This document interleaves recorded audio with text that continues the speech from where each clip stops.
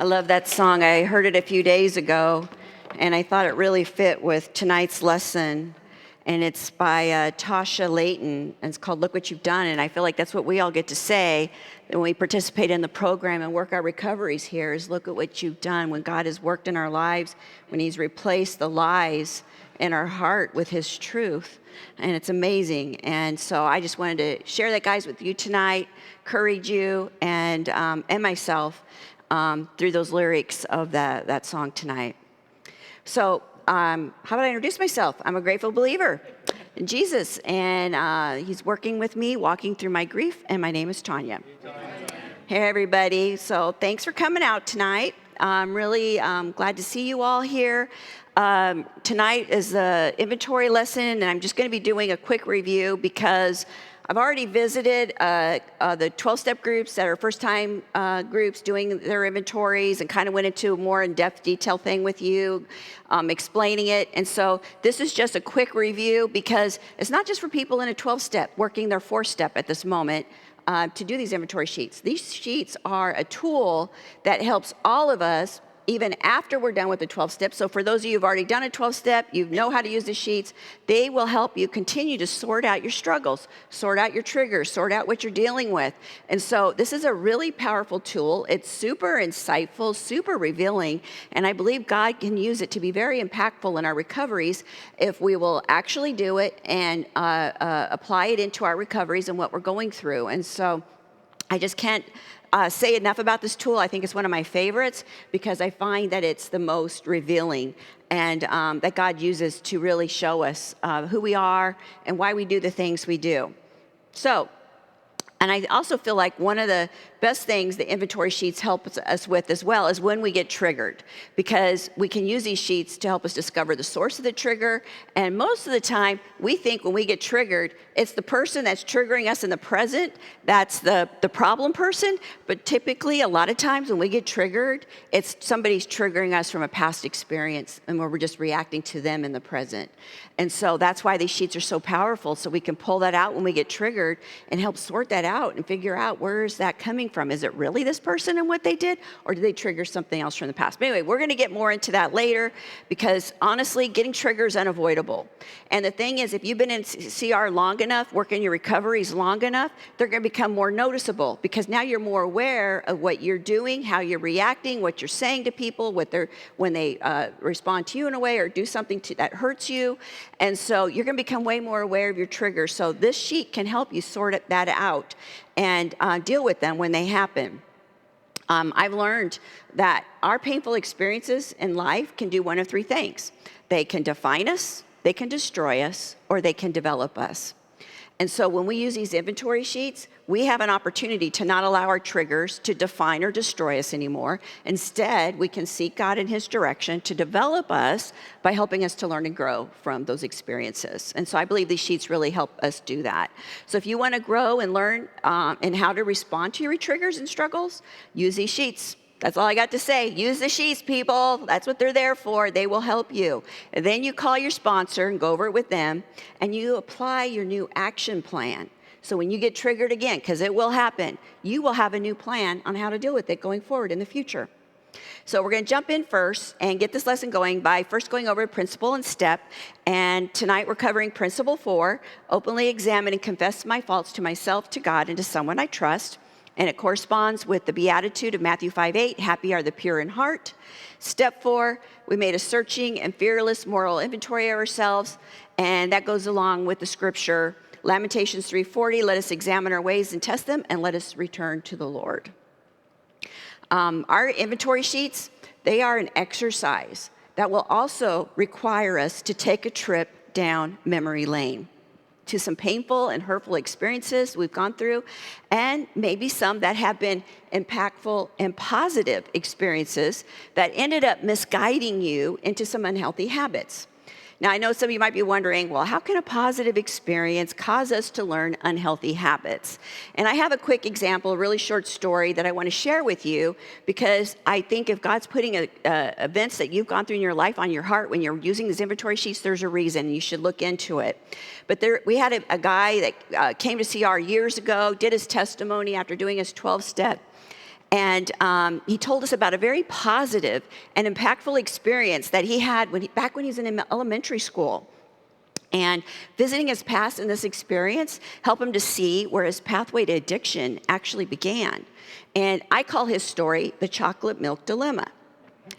So this guy was in 4th or 5th grade around this time when he was in elementary school, and the school came and had the audacity to tell the children they were doing away with their chocolate milk at lunchtime. And I know, I thought the same thing. How dare they mess with the children's happiness, right, at school? Well, this guy and his friends weren't happy, and they decided to do something about it. So he got a petition going, and he collected signatures to give to the school administration expressing how much this would harm all the children if they put this detrimental plan in place to be carried out. And so they asked for their chocolate milk to remain. And you know what happened when he turned in his petitions? They brought the chocolate milk back. And you know what else happened? He became the coolest kid in school and the most popular kid in school. And he got so much praise and slaps on the back and kudos, and everybody loved him, that he ended up learning, the thing that he learned and took away from this experience was he liked how it felt when he earned all this praise for fixing and rescuing everybody from this problem with the chocolate milk.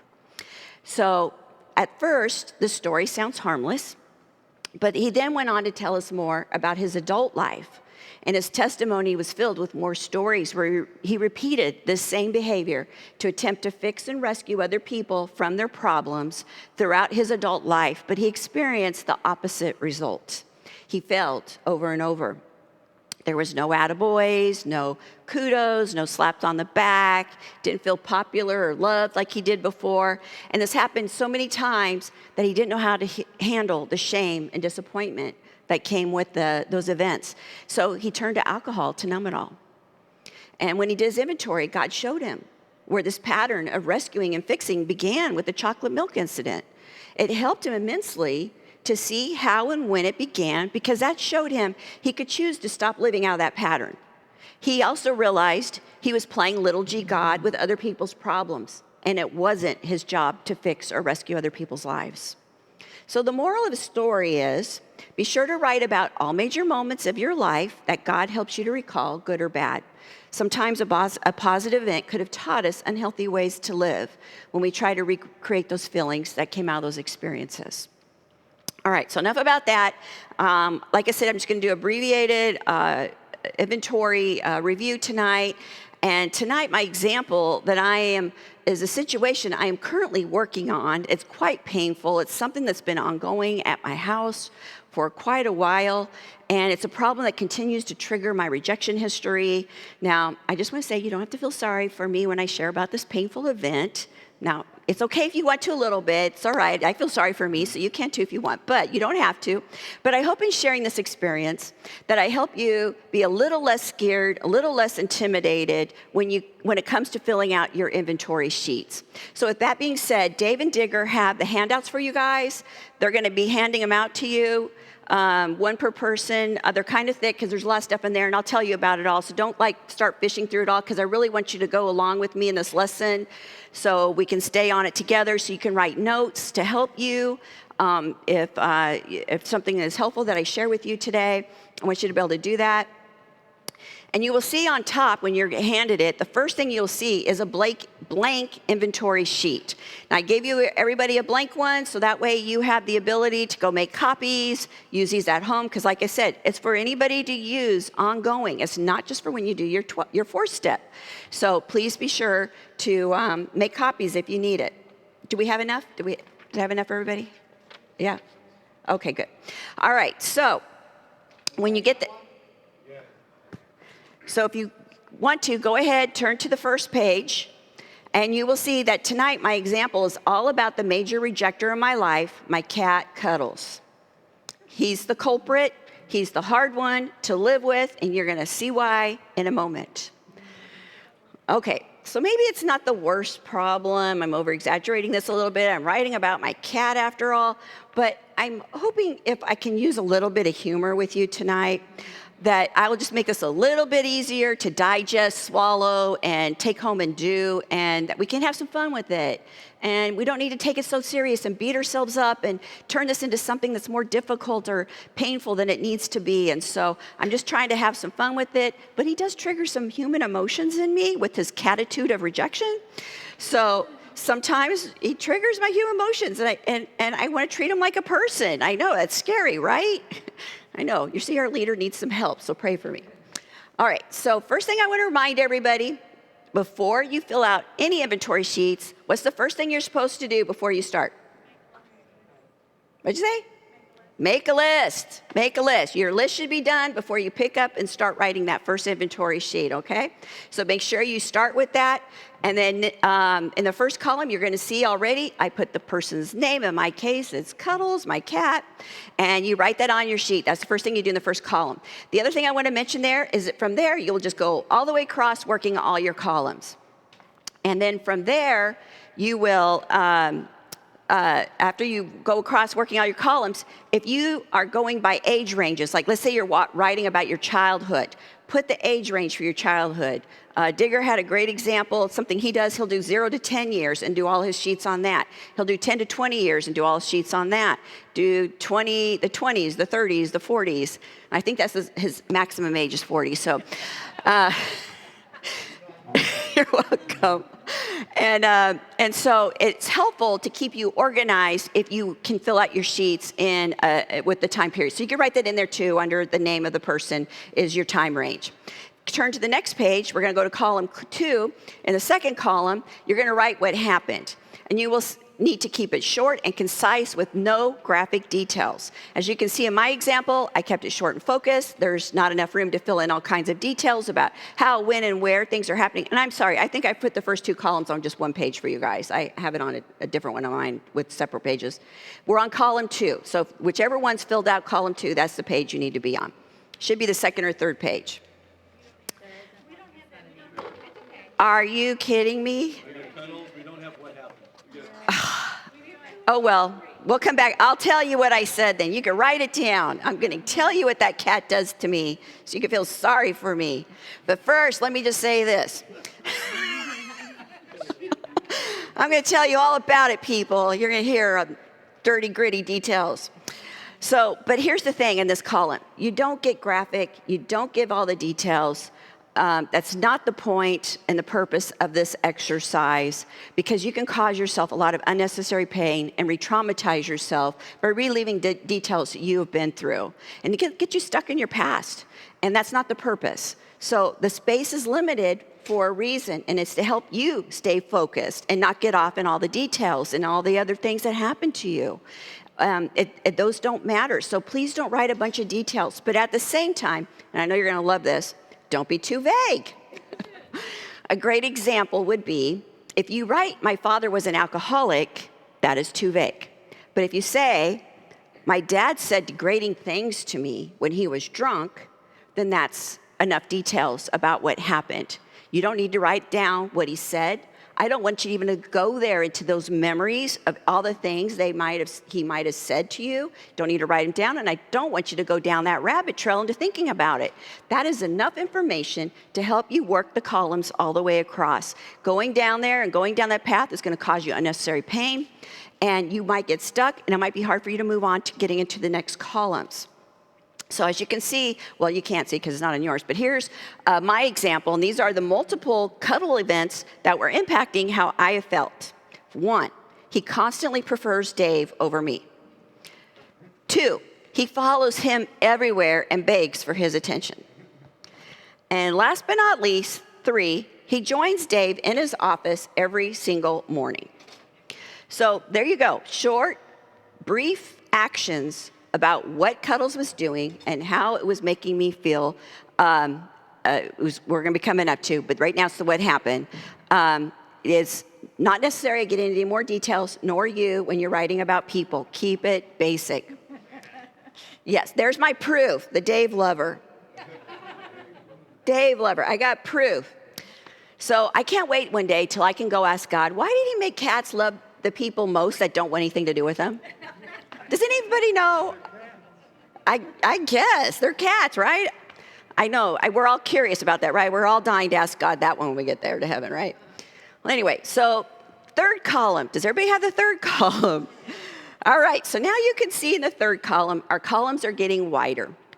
Columns 3, 4, and 5 are the most important, actually, columns that you're going to be using, and they're the most insightful columns and where you're going to learn the most about yourself and what you need to do. The first thing you're going to do in column 3 is answer the question at the top is, how did what happened make you feel? How did you feel about what happened to you? And you're going to write down those feelings. Now, some of you, if you've been in abusive home environments or relationships, you might struggle to identify your feelings. You might never been allowed to express them. And so if you struggle with that, towards the very back of your packet are feelings list and fears list. Try to get specific and say, if you were fearful, what were you fearful of? And there's a bunch of things you could be fearful of back there that can help you identify it. There's a couple of pages of feelings. Be sure to get specific. It's really important to try to identify what your feelings were or your fears and write them down there.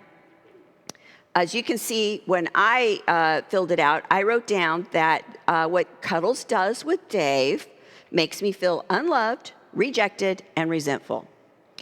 And then after you write down how you felt, you're going to write down what those feelings caused you to think and believe about yourself.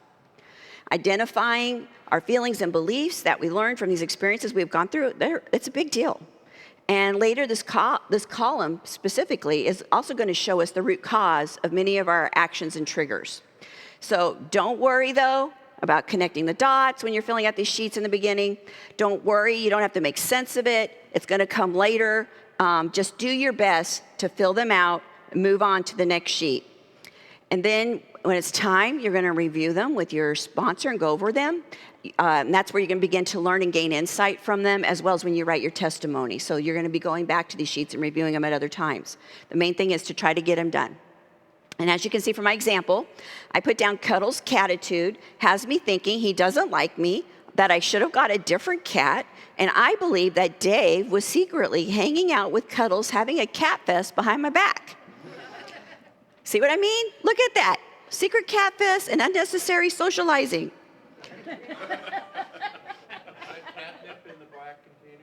No, that's a tape measure. He's measuring that. He's having a cat fest. What can I say? And next week, I'll get a chip for that. So now we're going to move on to column 4. Fourth column. In this column, we are going to describe what our reactions were. How did we respond or react to what happened? Did you run, isolate, stuff, ignore, argue, turn to porn, alcohol, food, shopping, drugs, gambling, blow up, steal, cheat, hold a grudge, stew in your resentment, etc., etc.? We lack no imagination for really bad and healthy ways to react to our life, people, and problems. And so the list goes on and on. I'm just giving you a short rundown here, some things you could think about your reactions. And remember, response is your response. It's not their response. It is yours. It's what you did, how you reacted and responded to the situation about what happened. And as you can see from my example with Kettles, my reactions at home have been wanting to ignore the cat, blame Dave for a secret cat fest sessions with Cuddles, request that he have a conversation with Cuddles to tell him that he, effective immediately, will begin to withhold his love from him. And lastly, I resort to bribery for Cuddles' love and attention with the Temptations kitty crack treats. This is all true. I'm going to be writing an inventory for myself. So, as you can see, my reactions are unhealthy. They're controlling and include bribery. And so, those are not good reactions stemming out of my rejection issues. Would we all agree with that? Yep. Yeah. So, all I can say is, why do you have to be so cute? I even let him destroy my Christmas tree. Why can't I just get his love? I let him walk all over me, the things I put up with. All right, enough of that. Let's move on. Column 5. We're moving right through this tonight. Now you've seen my poor reaction, right? And how I need help. So this 5th column is our action plan column. This is the column where we get to see more clearly who and what we can do differently. And to help us figure out this column, I give you 4 questions at the top of it. for you to answer, to help you dig in, and with God's help to discern what are the things you can do that you need to change or work on. So we're going to dig into those questions. And the first question is, what part am I responsible for? And so since I'm super codependent, I really struggled with answering those questions because sometimes in the beginning, I had a hard time discerning what it was my part. What part am I responsible for when somebody else does something that hurts me? How do I figure that? So I figured out how to sort it out for myself, and maybe this will help some of you. But I typically start out that question by writing it this way, my answer this way. I am not responsible for Dave and Cuddle's love fest. But I am responsible for my feelings and how I choose to love Cuddles. So that separates it out. I'm not responsible for what he does with Cuddles, but I'm responsible for what I do with Cuddles. So writing it out like this helps to remind me what I'm responsible for with my actions and reactions and what I need to deal with. But I'm not responsible for taking care of how he deals with the cat. And I just want to remind everybody, anybody in here who's been abused or writing about abuse in your past, your answer to this question is not guilty, not responsible. That's just what your answer is. You don't have to sort it. You're not responsible for somebody's actions that abuse you. You just write not guilty. So the second question is there anyone I owe forgiveness or amends to?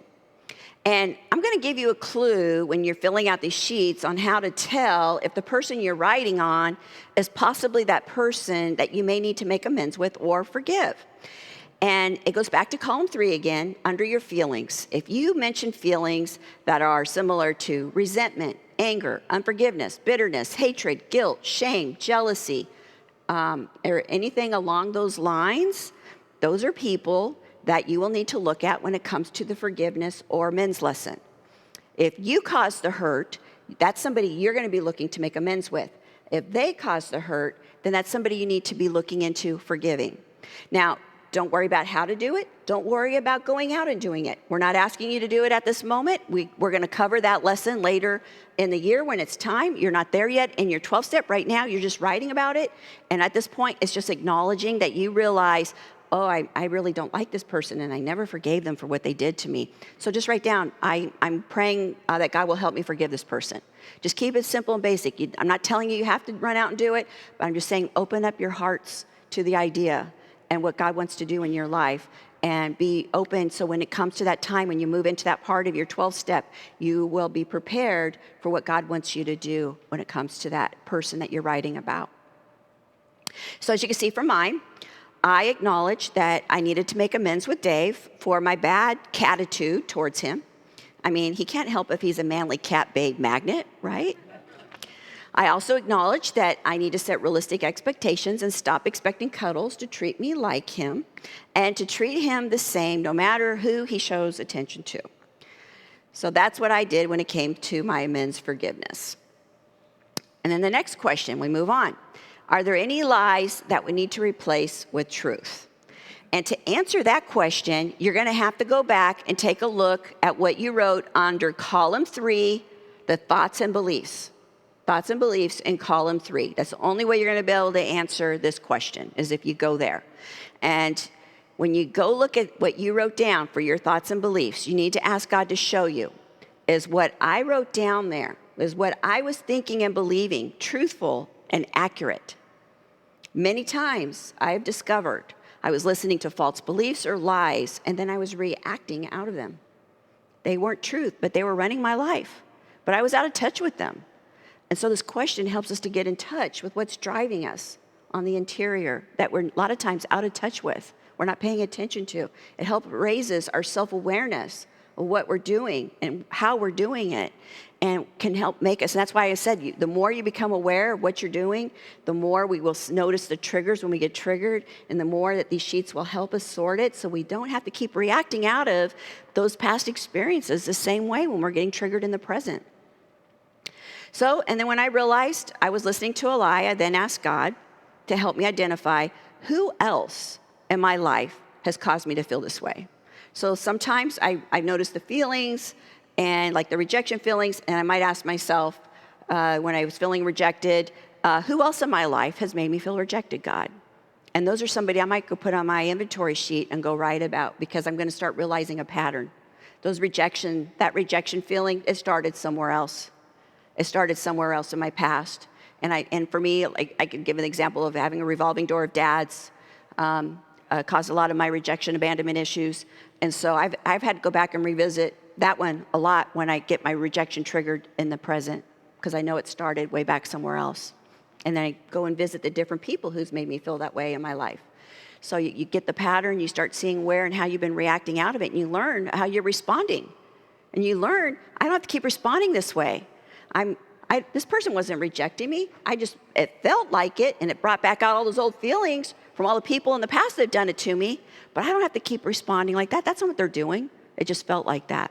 And so it helps us sort it. So when we get to this action plan and when we look at our lives and what we're listening to, with God's help, we can come up with, well, what am I going to do instead now? What's my new way to respond to people? What's my new way to react when I'm not being rejected, but it feels like I'm being rejected, but it's not what's happening? So what do I do? One of the things I do, which I have found really helpful to counteract the lies and the false beliefs, is finding a verse.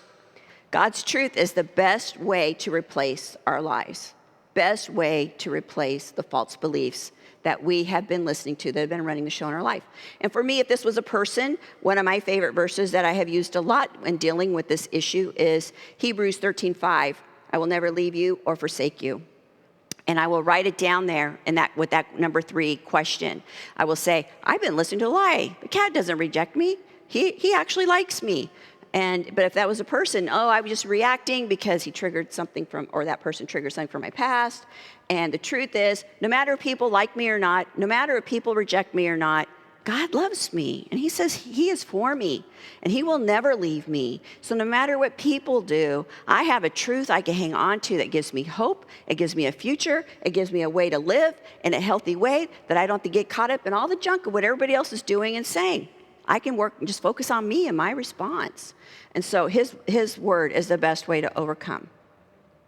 So I'm having a lot of fun with you all, and I'm giving you my crazy cat story. But like I told you guys, I told myself that the cat doesn't like me, and that was Dave's fault. But when I go back and review my experiences with Cuddles, I can say without a doubt that my thoughts only gave a partial narrative of truth. Because Cuddles does visit me in the morning when I make my coffee. And when he's hungry, he comes find me. And sometimes he'll even come and sit on my desk at home and hang out when I'm working. So occasionally I might get really lucky and he'll jump on my lap on the couch for just a few seconds, but it's something, right? So when I go back to column 5, question 3, I would write in, just because my cat sometimes prefers Dave, doesn't mean he doesn't like me. That's my new word. New cat language. He comes up to me, like I said, when I'm making coffee, when he's hungry, jumps in my lap. And so I'm telling myself the truth, right? And if you discover your thoughts and beliefs are inaccurate, just be sure to write down your new truth and a verse to commit to memory to begin speaking these truths into your life on a regular basis. If you don't start speaking these truths into your life when you're feeling, like in this case with rejection, then whenever you feel rejection, you're going to forget. You're going to forget your truths. You're going to forget your verse. You got to speak them into your life and remind yourself regularly. If you need to, write it down. Put it on your mirror. Put it by your desk, wherever it helps you to remind you to see it. If you find a powerful verse and you're trying to replace an old lie that's been established in your life for years with a new truth, you better write it down and put it in some places to remind yourself and start practicing reminding yourself of it every day, because that is the only way you're going to really be able to overcome those lies and replace them is by focusing on something else. And it's going to take work. It's not going to happen because you wish it to happen. You have to work it, you have to do it, and you have to implement it if you want to overcome. So now we're on to the action plan, which is number 4 in column 5. And to come up with this, the first part's going to be kind of easy because you're first going to go back and look at how did I answer questions 1 through 3 in column 5? What did I say about those?